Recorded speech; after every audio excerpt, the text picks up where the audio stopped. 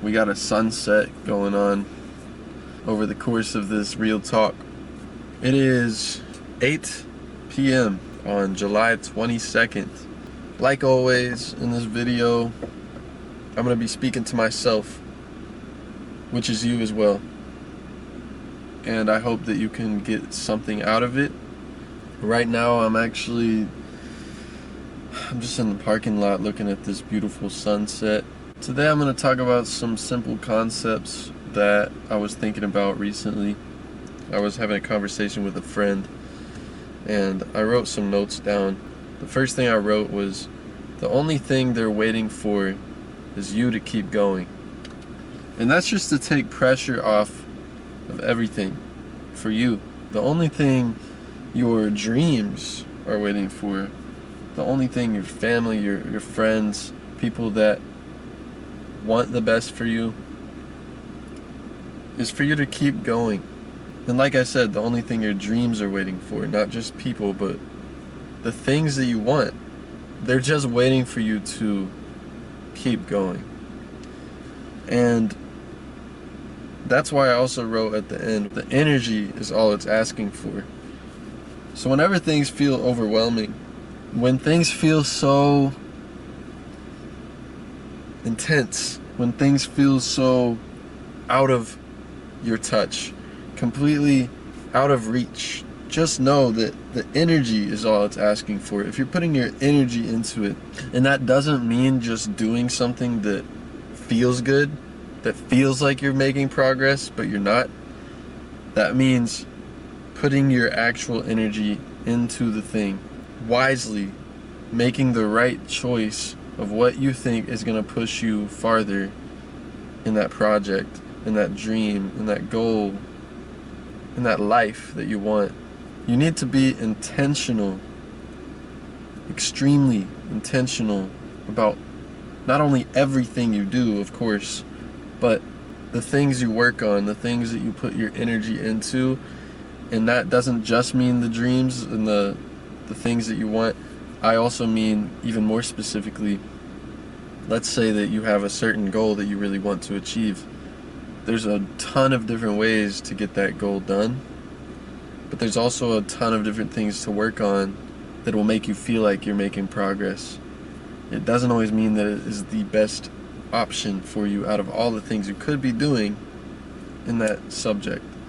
And I'm gonna say most things are really general advice, just so that you can, and I'm talking to me still, so that you can apply this wisdom to your life and remember these things in whatever way, in whatever capacity that it makes the most sense at your current moment. Be intentional about where you put your energy. Just a little reminder for you. Make sure that the next step you're taking is the step that is actually taking you the furthest and is most worth your time. And by the way, sometimes the thing that takes you furthest is not the thing that uses the most of your energy. It's not the thing that's the biggest project of all things. Sometimes the next step is relaxing. And I don't even like the word guru, because I believe that a lot of these people actually have good intentions. They're good people that are these influencers and stuff in business. I think they have a lot of good advice. So I don't really like that negative connotation of that word guru.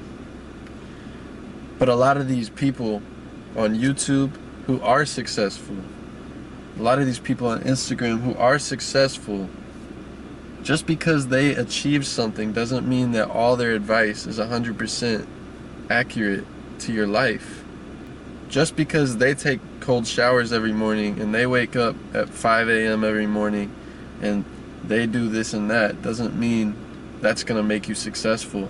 I'd venture to say that a lot of these people got successful before they even started doing that stuff, and now that works for them. And I'm not saying that you shouldn't do some of those things. I think that it's healthy to do a lot of these things. Discipline will help you. Working out 100% helps you. Working out 100% gives you more energy. It's going to improve your quality of life. It's going to help your mind state. It's going to give you clarity. But outside of that, my whole point here is there's not a specific way to do the things that you want to do. There's not a very specific way. That peak that you want to see, you could get there so many different routes, you know? And there's certain paths that have been traveled many times that are proven to work, right? And that's what you should look at for sure. But it doesn't mean that you can't carve your own path. And for me, I'm definitely carving my own path, but also using some of the ones that are already made. And that's why I can't take everybody's advice. That's why I can't take advice even of successful people all the time, because they're not trying to do the same thing as me, and they've never done the same thing that I'm doing. They've never been somebody that's been a musician that's also doing like marketing and business stuff, that's also doing content creation. Like, there's other things too, you know. I'm writing books, I'm writing movies, I'm gonna be doing a lot of other things, you know. And some people are like, yo, you have to lock in on one thing. And yeah, that can work, right? But for me, and for certain people that are watching this, some of you have certain goals that don't require you to do one thing. What it requires is a purposeful set of priorities. A purposeful set of priorities will take you where you want to go. If you can set your priorities straight and have a few things that are priority at any given moment, and you know what's most important in the given moment that you're in, that's going to take you the farthest. I am very adaptable. I am very flexible in everything that I'm doing, so that if I know, like, this is the thing that seems like it's going to take me the farthest right now, and then I see something else that actually looks like I should do that, and I should actually lock in on that right now, I will switch completely. We just understand, and we're able to switch. If I'm doing this other thing and going down this other road over here, the skills that I'll learn on that road are going to teach me how to do that other main road that I was on even better when I come back. You don't have to choose one thing. You don't have to choose two things. I do believe in any given moment you should lock in on certain things, and that's what I do. I lock in on certain things. If something's really getting me paid and I actually like the direction that it's taking me in, I will stay on that path, and that's what will make me happy. But the moment I see that it's not taking me down the path that I want to go down, it's not getting me to the place that I actually want to go at the end of the day, I am no longer interested. I am no longer interested. If something takes away my time freedom and my location freedom completely, and it's not taking me to the next step, and if something feels very unfulfilling, if it feels immoral, if it feels like I'm with a team of people that do not think like me whatsoever, I can't stand to be there. If you have a job that doesn't require too much thinking, and it allows you to be introspective and think about what you want to do to get to the next level, that's good. But if you're doing a job that's taking all of your energy, like all of it, and is draining you, and by the time you get home you can't even think of the other things you want to do with your life, or you can't even think of how to get to the next place that you want to get to, that's a problem. That's a big problem. This could go for even big career jobs. This could go for anything. But I know so many people that have left nice careers that were lucrative to go down this other path of location and time freedom. So many people are going to have something to say about the way that you do things. So many people want to think that they have it figured out. We all have advice sometimes that we think we're right on. But this is why I'm telling you in this advice, the whole thing right here is there isn't a right way. There's wrong ways. There's things that take you down paths you don't want to go down. But the thing about the way that I intend to communicate these different points is by making it to where you're introspective. So it's really your interpretation and your thinking, your inner thinking, your own inner wisdom that's going to take you to the level you want to go to. Because again, this is to myself. And when I watch this back, it's going to apply 100% to whatever situation I'm in. It always will. And I love that. When I give advice, it does come from a place of knowing that I can be wrong. But the thing is, the way that I'm setting it up, the way that I'm telling you these things, is all meant for you to think for yourself. Rather than telling you that I know everything. I don't know everything. I know what I think I know. As we all do. I know what I think I know. We don't know anything. I know what I think I know based on my experiences. And you know what you think you know based on your experiences. And together we can throw out what we think are ideas of things and our different nuggets of wisdom. And maybe that will help each other put things together. Perspective.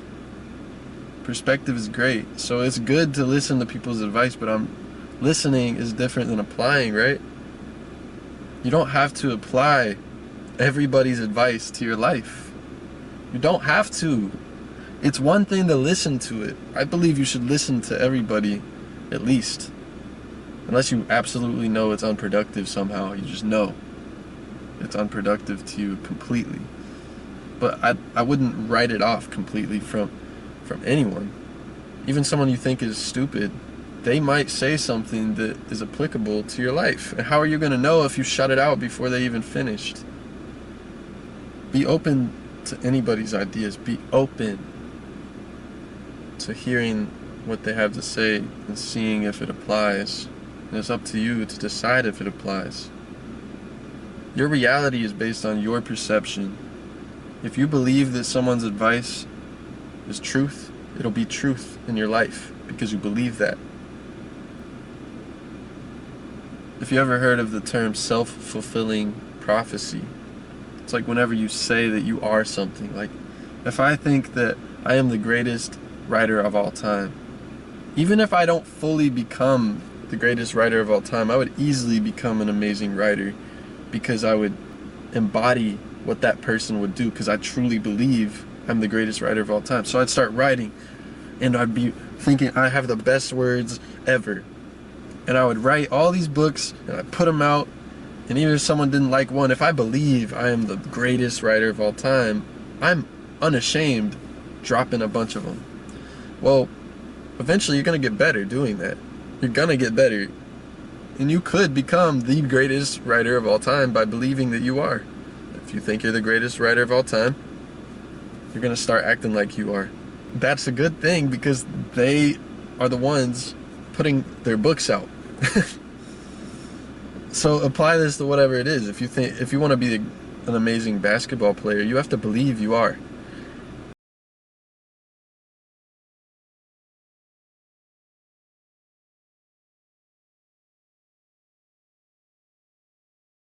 That hurts my heart extremely. It hurts. I talked about a lot, but maybe it's for the best. No, it isn't. It's not.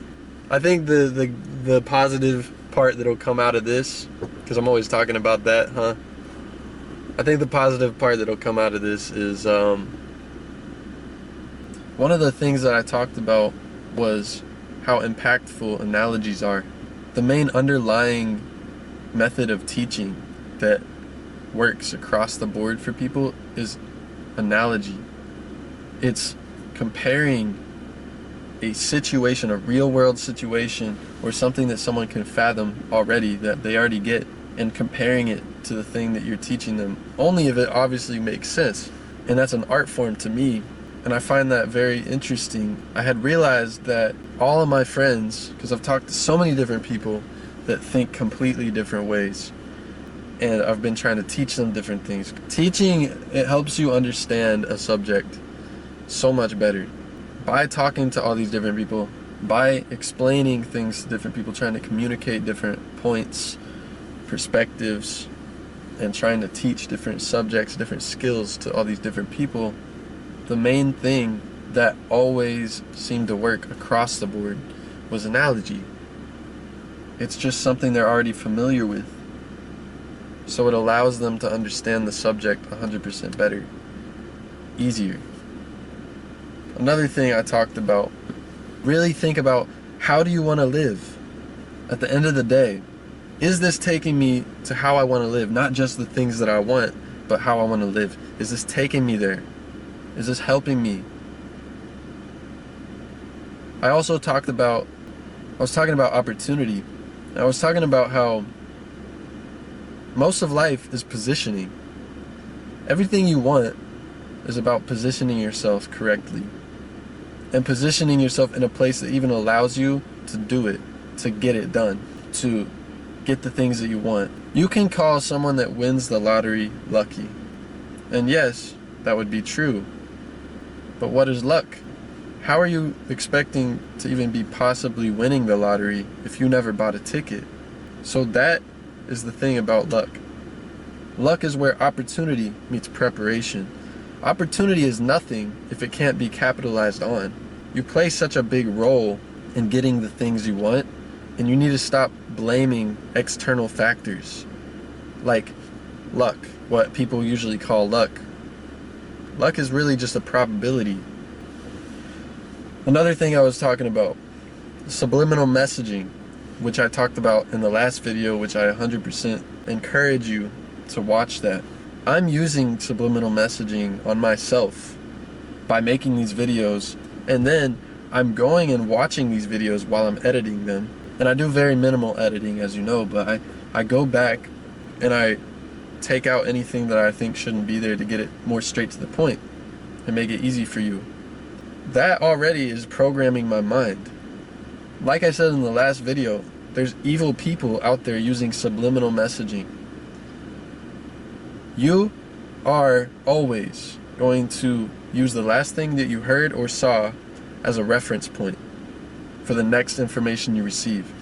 If you hear a sound of a bird and it kind of sounds like something out of a movie you just saw, I swear the last thing that you watched, now that's a reference point. You're like, oh, that kind of sounded like that sound in that movie I just watched. Like, naturally, that's your default.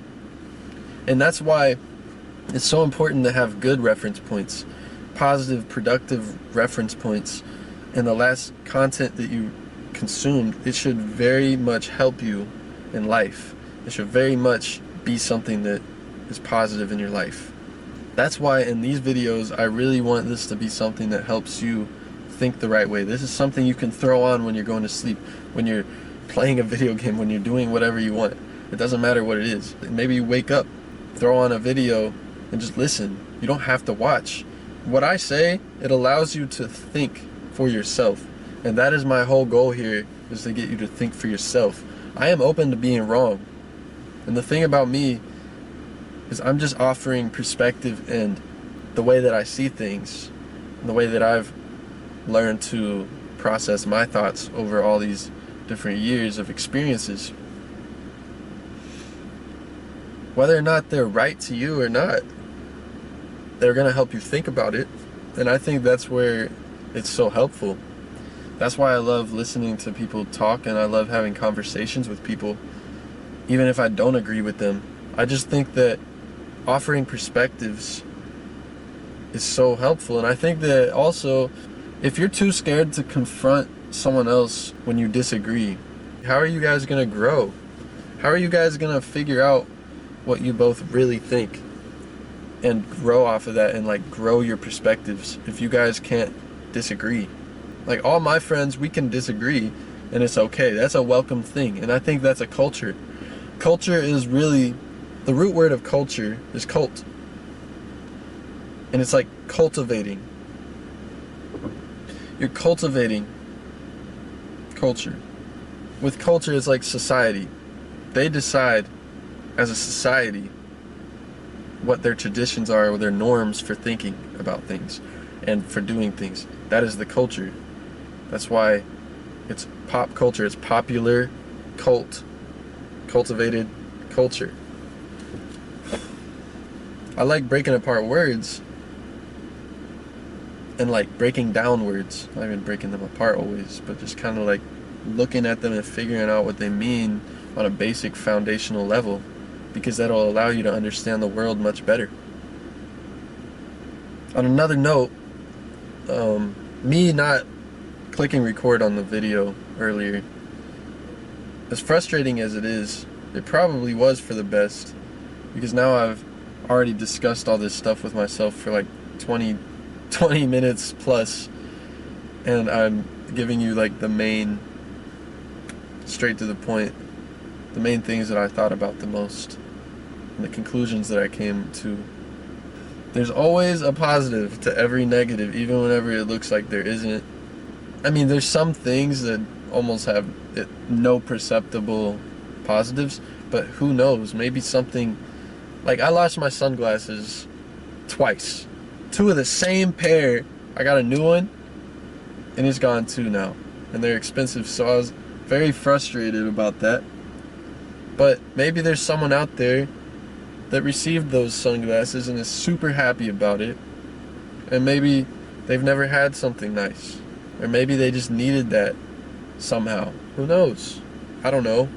There could be a positive that doesn't even come down to you. Maybe it's just a net positive for the world. Maybe you'll be fine without that little thing you lost. So another thing I talked about was, in relation to my content, I always find the most efficient ways to get things done. It goes back to what I was talking about earlier, and being flexible and adaptable and being able to switch what you're doing at certain moments. By doing a bunch of different stuff and throwing things at the wall and just figuring different things out, I've also been able to nail down better processes for things such as my content. By me trying different things, by me doing it a lot. Just doing it, simply that, it helps so much. And it's got me to the point where I've noticed the most efficient way for me, I feel like I did one thing at a time. I started with Twitter. I built Twitter. Now I got good at Twitter.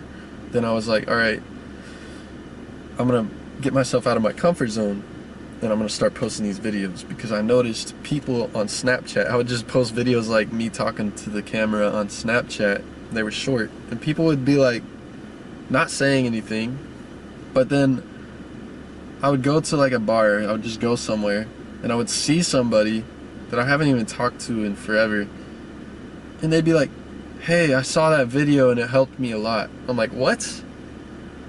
No one even said anything. No one ever commented. There's no like thing back then. There probably still isn't on Snapchat. And I was like, alright. So I started posting them on TikTok, and people were liking it. And eventually, I know for a fact the algorithm's gonna pick up that consistently people are following me over it, or people are commenting on it, positive things, people are watching the videos, and they're impacted by it positively. And that's also helping me build credibility and build trust with an audience. That's branding. And there's another thing. How would I have known about marketing if I wasn't willing to say, well, yeah, I'm doing music, and I could have 100% gone down the music route and that's it. But think about it. On a broad level, is it really straying away from music for me to learn marketing? Is it really straying away from my music career to learn sales? Or is it helping me build on my music career? Or is it helping me being in music, helping me do better marketing? You see how things can work together, and that's what people get wrong. They think there's this one-size-fits-all way of life. They think, okay, just because I'm successful and now I've realized cold showers are the way to go. The thing is, sometimes these people neglected all this health stuff to get to where they're at. Even if that doesn't sound amusing or even like logical, and maybe it won't help you. It's just people are different and they have different paths to get where they're trying to go. And anyone that thinks they absolutely know how you should live your life and how you should get to where you want to be is wrong. My whole point here is to make you think about things. It's food for thought. It's subliminal messaging so that you're listening to this and now you have a reference point. Oh, that one thing he said, even though I already knew it technically, I needed that reminder because now I'm doing this other thing and now I just thought of that last thing I heard, which is what Blake said about this and that. And now that's going to apply to my life and it's going to help me about analogies. Like, see how this all works together. See how it helps you. There's not a right way to do anything, and there's not one path to the top. There's not one path to where you're trying to go. There's so many different fucking ways that you can do it. There's so many different ways.